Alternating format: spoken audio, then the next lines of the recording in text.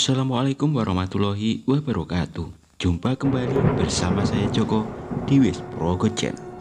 Untuk cerita kali ini akan melanjutkan cerita Istriku Bukan Manusia Kuntilanak Merah bagian keempat.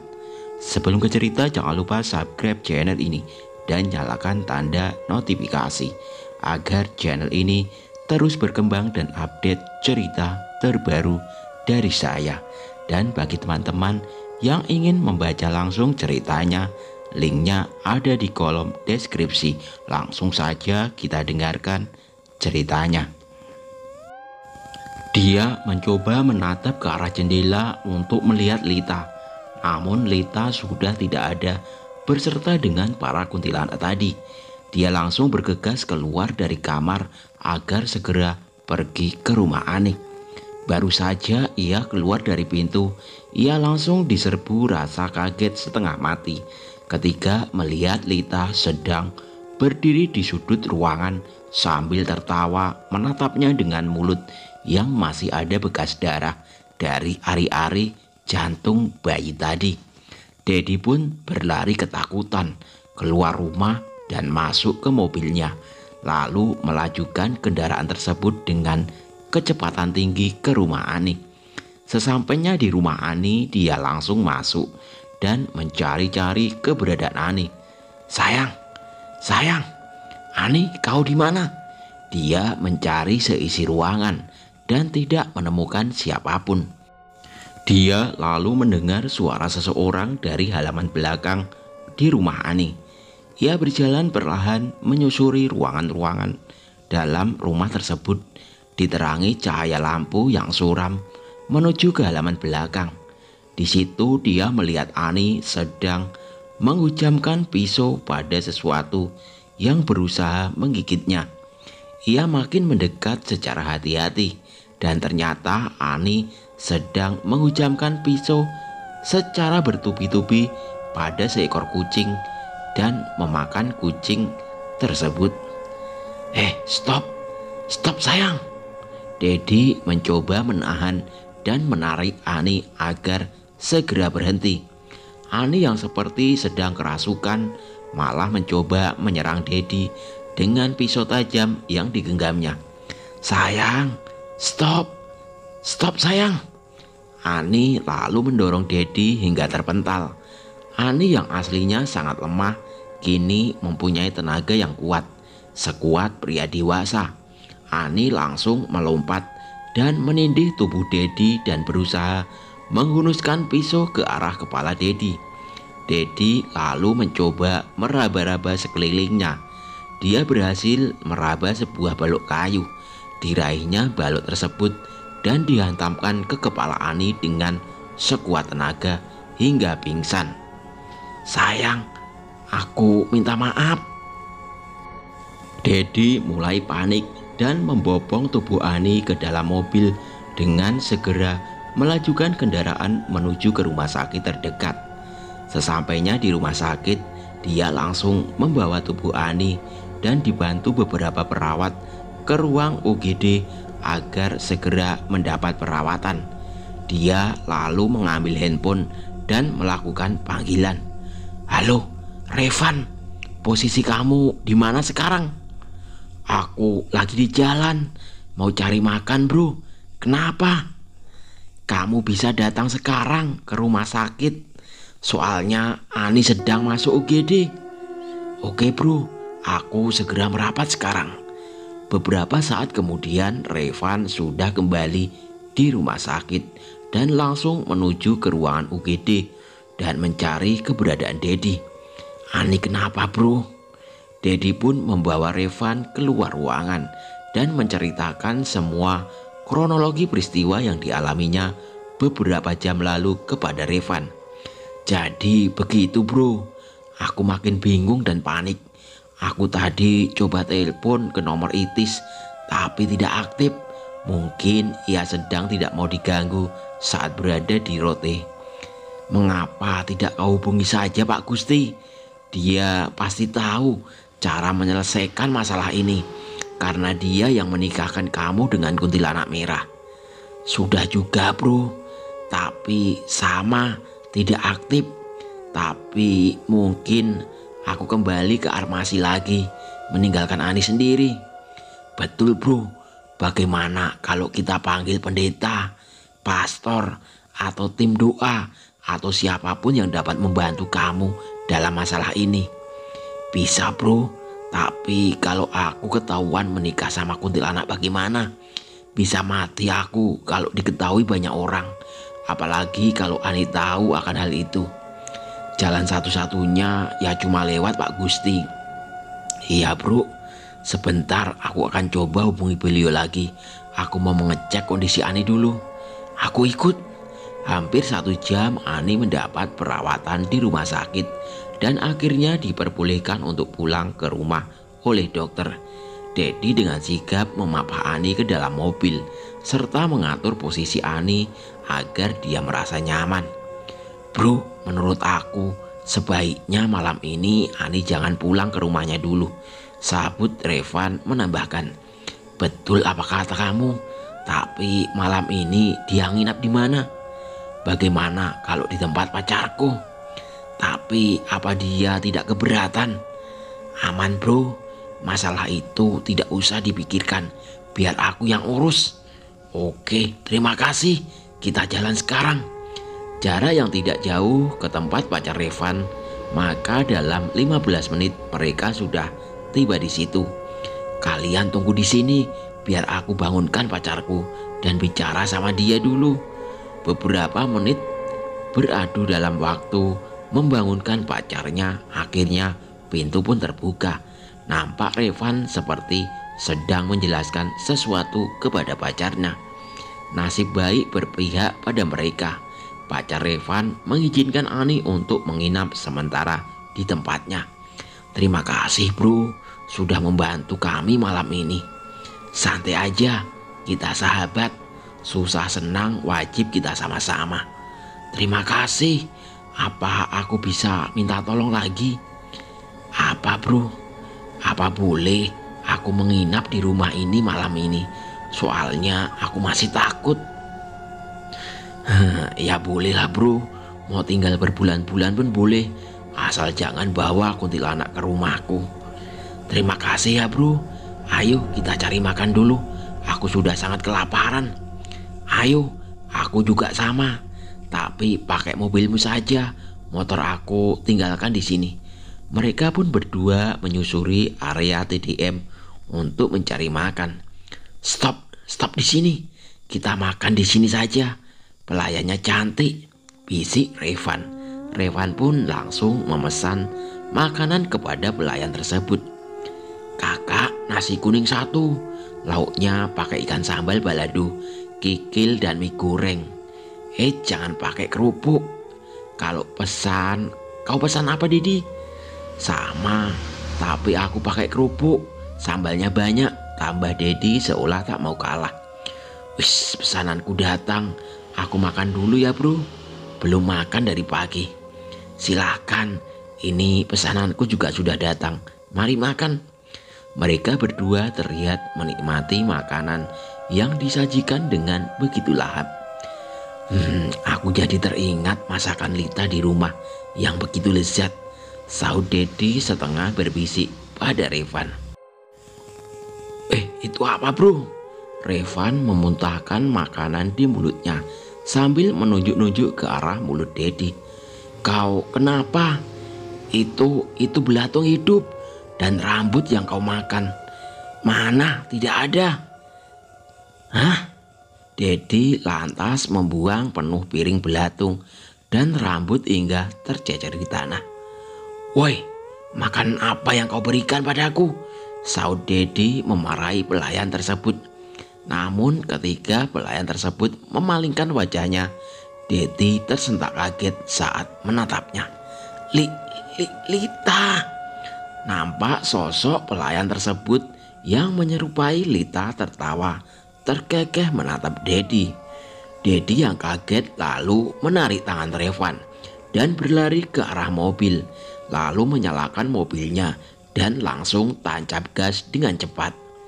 Jadi makanan yang lezat selama ini diberikan istri kuntilanakmu adalah belatung hidup. Ih, menjijikkan, ujar Revan mual. Aku makin takut bro, kita pulang saja ke rumahmu. Sesampai di rumah Revan, Dedi nampak kebingungan dan terlihat seperti sedang depresi. Ayo bro, kita masuk, biar bisa istirahat, sahut Revan sambil membuka pintu mobil dan berjalan ke arah pintu rumah. Revan lalu menyiapkan kamar untuk Dedi agar dapat beristirahat. Bro, kau tidurlah, aku juga sudah sangat mengantuk, sahut Revan sambil menepuk bahu Dedi. Terima kasih, maafkan aku sudah membawamu dalam kejadian janggal malam ini. Sama-sama bro, sudah, tidak usah dipikirkan, aku ke kamarku dulu. Baik bro. Setelah itu Dedi merebahkan tubuhnya di atas kasur dan mulai tertidur. Pukul 002 dini hari, Dedi tertidur pulas. Terbangun karena samar-samar mendengar suara tangisan beberapa orang yang berasal dari ruang tamu. Karena penasaran, Dedi lantas bangkit dari kasurnya. Dibukanya pintu kamar secara perlahan. Suara tangisan itu dari orang-orang yang tidak diketahui siapa itu mulai terdengar jelas. Nampak di depan mata Dedi beberapa wanita dan pria berpakaian serba hitam sedang menangis sambil menatap sebuah peti mati yang seukuran tubuh orang dewasa di depan mereka. Meski takut, Dedi berusaha mendekat untuk melihat sosok yang ada di dalam peti mati tersebut. Betapa kagetnya dia ketika melihat sosok yang ada dalam peti mati tersebut adalah dirinya. Tubuhnya dibanjiri keringat, kakinya gemetar karena tidak percaya atas apa yang dilihatnya. Sosok mayat dalam peti itu tiba-tiba membuka matanya lebar-lebar, menatap ke atas langit-langit rumah. Mayat itu lalu memiringkan kepalanya ke arah Dedi dan sambil melotot menatap Dedi. Dedi yang ketakutan lalu mundur secara perlahan. Beberapa wanita dan pria berpakaian hitam tadi lalu berdiri dan menolehkan pandangannya ke arah Dedi. Kemudian mereka berjalan perlahan untuk mendekatinya. Ditambah peti mati berisi mayat yang menyerupai dirinya tiba-tiba melayang di udara dan bergerak mengarah ke arah dirinya.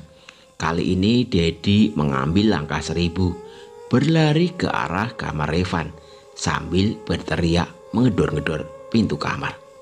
Tolong, Revan, tolong! Sosok pria dan wanita beserta peti mati yang melayang makin mendekat ke arahnya. Dan akhirnya dia terpaksa mendobrak pintu kamar Revan dengan sekuat tenaga. Karena tidak sanggup menahan gempuran tubuh Dedi, pintu tersebut lalu terlepas dan ambruk. Dari kamar tampak Revan sedang sekarat dengan mulut keluar banyak darah. Didapatnya pula sosok kuntilanak merah tengah asik membelah perut Revan sambil menarik isi perutnya. Revan hanya bisa mengangkat tangannya seolah ingin menggapai Dedi untuk minta tolong. Kuntilanak itu lantas menghunuskan kukunya yang tajam ke kedua mata Revan dan mencukil keluar bola matanya. Satu mata Revan dimakan kuntilanak itu dan tampak bijinya keluar hancur dikunyah-kunyah kuntilanak merah. Bola mata yang satunya dilemparkan ke arah Dedi. Tak sengaja Dedi menangkap bola mata tersebut dengan kedua tangannya. Rasa takut dan jijik membuat Dedi kaget dan menjatuhkan bola mata itu hingga terguling-guling di lantai. Kuntilanak itu lalu melompat dan merayap di dinding tembok sambil tertawa melihat Dedi yang mematung tak dapat bergerak. Kuntilanak itu lalu merayap ke arah lantai dan berdiri. Dari balik gaun merahnya keluar banyak tikus besar. Tikus-tikus tersebut lalu berlari ke arah Dedi, menggigit tubuhnya dimulai dari kaki, menggerogoti daging-dagingnya hingga darah segar mengalir membasahi lantai. Dedi yang tak dapat bergerak hanya dapat berteriak menahan sakit yang teramat hebat. "Ah, ah, Dedi, Dedi bangun!" Bunyi tamparan telak di pipi kiri Dedi oleh Revan. "Revan, hah? Kau masih hidup? Oh, syukurlah. Kamu mimpi buruk," ucap Revan sambil memegang kedua bahu Dedi. "Iya, saya mimpi sadis." "Tunggu dulu bro, lihat telepon," saut Revan memotong percakapan. "Sayang, kamu datang ke sini sekarang. Aku takut," ujar Lia baca Revan. "Kamu kenapa sayang?" Ani kenapa? Datang sekarang." "Iya, aku dan Dedi kesana sekarang." Sementara itu di tempat berbeda, Lia ketakutan akibat melihat Ani yang sedang duduk di depan pintu kamar, menundukkan kepalanya sambil menangis dengan sedikit tertawa pelan. "Malam ini malam Jumat, waktunya mencabut nyawa. Malam ini malam Jumat, waktunya mencabut nyawa." Ani berbicara dengan nada datar, lalu menoleh ke arah Lia. Jangan.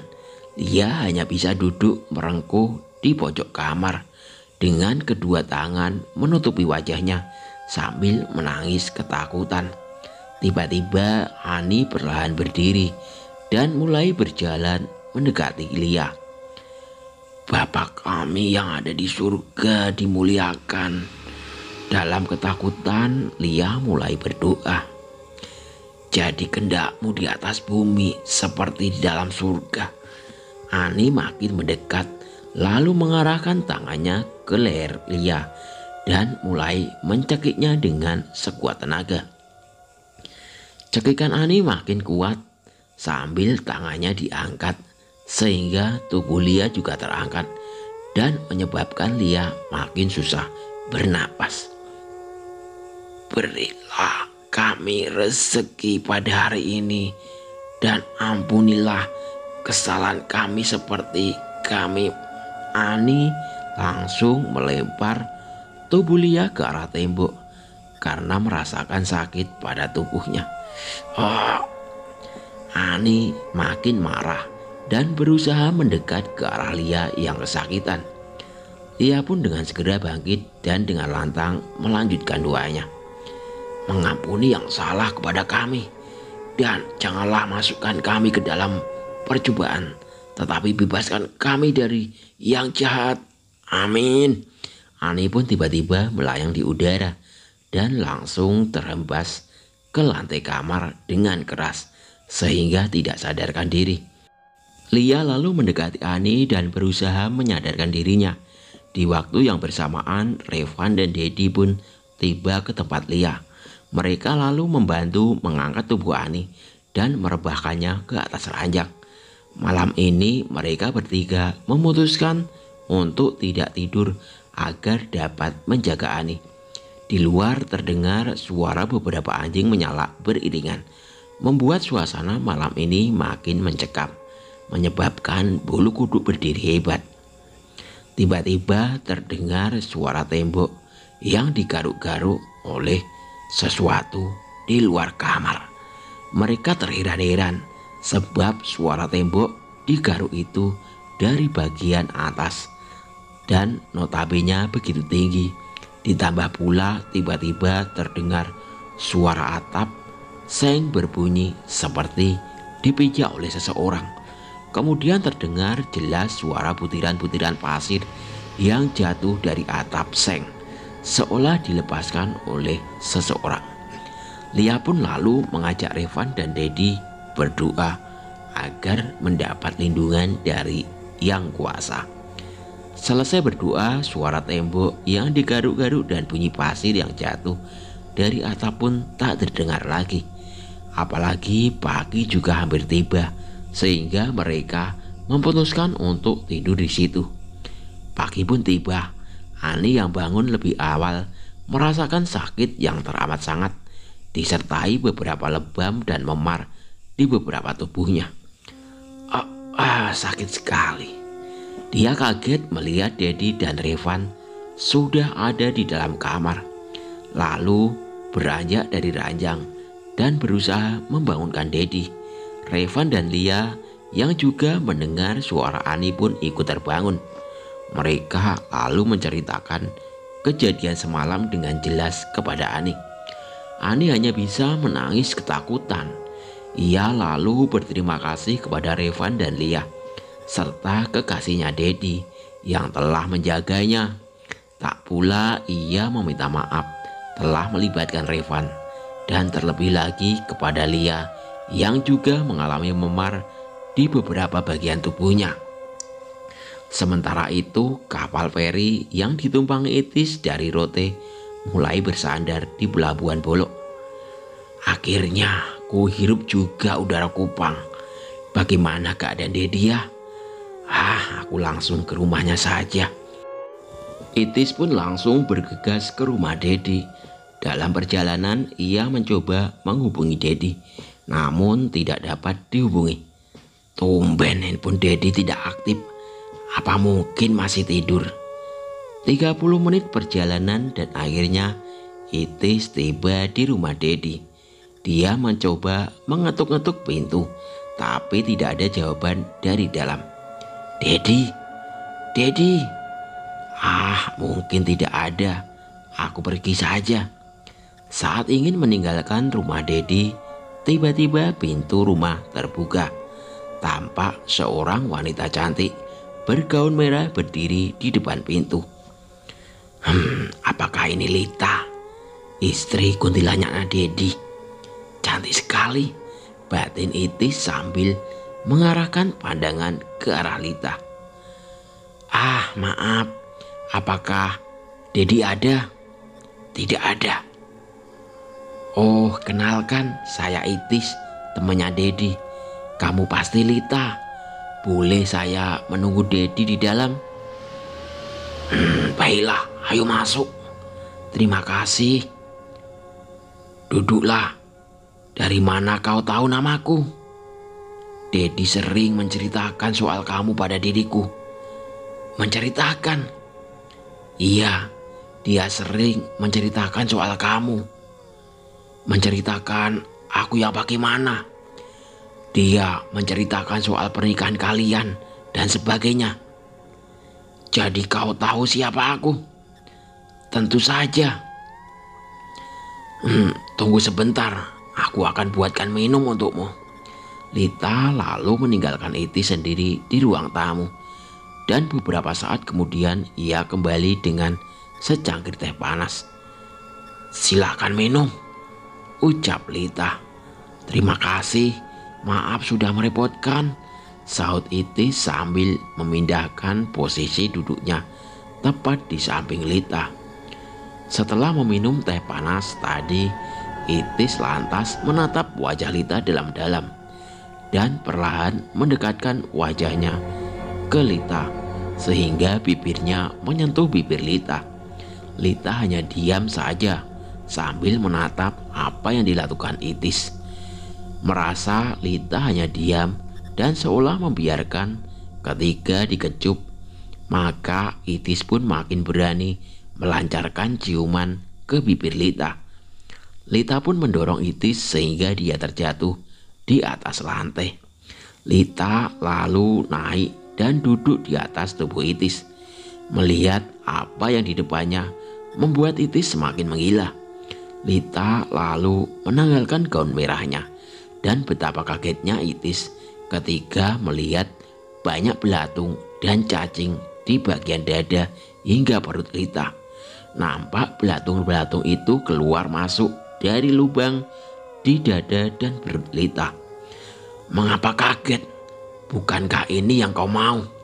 Lita lantas menghujamkan tangannya dengan kuku-kukunya yang tajam dan panjang ke dada Itis.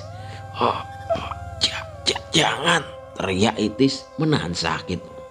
Lita lalu membelah daging yang menutupi seluruh dada Itis hingga nampak tulang rusuk yang melindungi paru-paru juga jantung yang sedang bergerak. Ia menjulurkan lidahnya yang panjang dan menjilat-jilat tulang rusuk Itis. Kemudian dengan kedua tangannya ia mencabut rusuk itu hingga Itis memuntahkan banyak darah dari mulutnya. Lita kemudian membuka mulutnya lebar-lebar dan keluar seekor tikus besar. Diambilnya tikus itu lalu dimasukkan ke dalam dada milik Itis. Karena berusaha keluar dari dalam dada milik Itis, maka tikus itu melubangi beberapa organ di dalam dada seperti paru-paru untuk jalan keluar. Tidak puas sampai di situ, Lita memasukkan tangan miliknya ke dalam mulutnya, mengambil segenggam belatung dan memasukkan ke dalam dada Itis.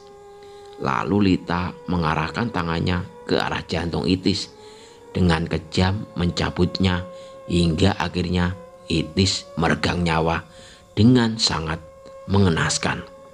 Sambil tertawa, Lita memegang jantung yang masih menyisakan sedikit gerakan memompa. Lalu dia membanting jantung itu ke tanah beberapa kali dan memakannya hingga habis. Dia juga merobek leher Itis dengan taring di mulutnya, meminum darah segar yang mengalir. Setelah itu Lita pun tertawa puas sambil memakai kembali gaun merahnya. Sementara itu di tempat yang berbeda, Dedi dan Revan pun pamit ke Lia dan Ani untuk membeli makanan. "Bro, kita singgah ke rumahku sebentar ya. Aku mau ganti baju dulu," ucap Dedi. "Sama bro, habis ke rumahku juga." Sesampainya di rumah, Dedi langsung bergegas masuk ke dalam. Betapa kagetnya dia ketika melihat Itis sudah meregang nyawa dengan sangat mengenaskan. Ditambah sosok Lita sedang duduk di samping jasad Itis sambil membisikkan kata-kata tak jelas ke telinga Itis dengan sedikit tertawa. "Revan, Revan!" Dedi berteriak sambil memanggil Revan. Perlahan melangkah mendekati jasad Itis itu dengan penuh ketakutan dan rasa tidak percaya atas apa yang dilihatnya. Lita tertawa pelan dan perlahan mulai bangkit sambil menatap Dedi tajam, sembari menjilati sisa darah di jemarinya. Gadis cantik itu perlahan mulai berubah dan menunjukkan sosok aslinya, lalu merayap-rayap di dinding menggunakan tangan dan kakinya. Revan yang berlari kencang ke dalam rumah pun kaget dan ketakutan saat melihat sosok kuntilanak merah yang sedang merayap di dinding. Lebih kaget lagi ketika melihat sahabat baiknya tewas dengan begitu mengenaskan. "Ah, Itis!" Revan berteriak sekencang-kencangnya, lalu mendekati ke tubuh Itis yang bersimbah darah dengan lubang besar di dadanya. "Iblis bangsat!" teriak Revan. Tampak Revan mengeluarkan air mata sambil memegang tubuh Itis. "Kemana perginya kuntilanak itu?" ucap Dedi sambil mencari-cari keberadaan kuntilanak merah yang sudah menghilang tanpa jejak. "Bagaimana sekarang, Ded? Maksud kamu sekarang kita mungkin membawa jasad Iti ke rumah sakit. Bagaimana kalau pihak rumah sakit curiga dan melaporkan pada polisi? Bisa-bisa kita yang dituduh membunuh Itis." "Benar apa yang kau bilang. Bagaimana kalau kita menguburkan jasadnya saja?" "Di mana?" "Di halaman belakang rumahmu saja." "Kamu yakin?" "Habis mau bagaimana? Tidak mungkin kita membuang mayat Itis." "Oke bro, coba kamu gali lubangnya. Aku akan mengurus jasad Itis." Revan mengambil beberapa buah lakban. Dia menaruh rusuk Itis yang patah ke tempatnya semula, lalu melakban seluruh tubuh Itis dengan sangat hati-hati. Setelah itu dia lalu membopong tubuh Itis ke halaman belakang dan membantu Dedi menyelesaikan tugas menggali lubang. Beberapa saat setelah menggali sebuah lubang, Revan lalu turun ke dalam lubang dan menerima jasad Itis yang diserahkan kepada Dede. Oke, sampai di sini dulu ceritanya. Nantikan kelanjutannya. Jangan lupa subscribe channel ini. Wassalamualaikum warahmatullahi wabarakatuh.